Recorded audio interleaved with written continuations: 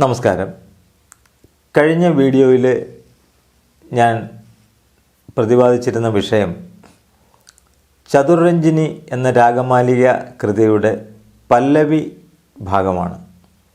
ആ പല്ലവി രഞ്ജിനി എന്ന രാഗത്തിലായിരുന്നു. ആ പല്ലവിയുടെ സാഹിത്യവും അതിൻ്റെ സ്വരവുമാണ് ഞാൻ കഴിഞ്ഞ വീഡിയോയിൽ നിങ്ങൾക്ക് പറഞ്ഞു തന്നത്. ഇന്നത്തെ വീഡിയോയിൽ അതിൻ്റെ അനുപല്ലവി ഭാഗം, ഭാഗം ശ്രീരഞ്ജിനി എന്ന് പറയുന്ന രാഗത്തിലാണ് ചിട്ടപ്പെടുത്തിയിട്ടുള്ളത്.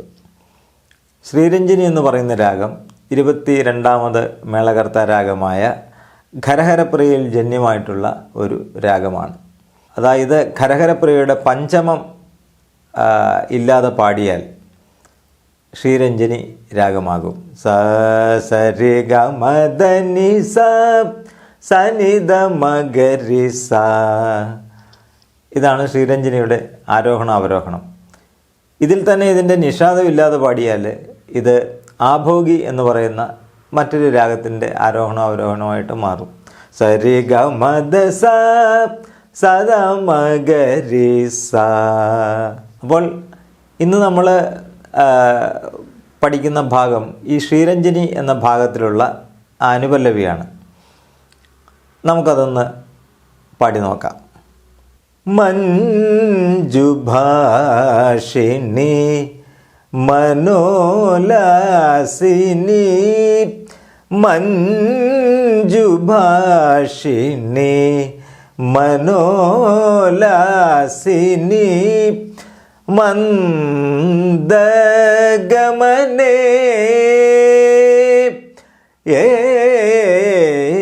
മഞ്ജുഭാഷിണി മനോലാസിനി മന്ദഗമനേ ശ്രീരഞ്ജനി ശ്രീരഞ്ജനി ശ്രീരഞ്ജനി ശ്രീരഞ്ജനി സനിധ മഗരി ഗമ നിധ മഗരി സരിഗ മഗരി സനിധനി സനിധ മഗരി ഗമ മ നിധ മഗരി സരിഗ ഗ ഗ മഗരി സനിധനി സരിഗ സാ സനിധ സ സരിഗ മദ സ സാ സനിധ നീ നിധ മഗ മഗ സ സരിഗ സാ സനിധ സ സരിഗ മദ സ സാ സനിധ നീ നിധ മഗ മഗ സ. അതായത് അനുപല്ലവിയുടെ സാഹിത്യം പാടി ശ്രീരഞ്ജിനി രാഗത്തിലുള്ള അതിൻ്റെ ആ ചിട്ടസ്വരവും പാടിയതിന് ശേഷം നമ്മുടെ പല്ലവിയുടെ ചിട്ടസ്വരത്തിലേക്ക് പാടി അവസാനിപ്പിച്ചിട്ടാണ് ഇനി അടുത്ത ഭാഗം പാടുന്നത്.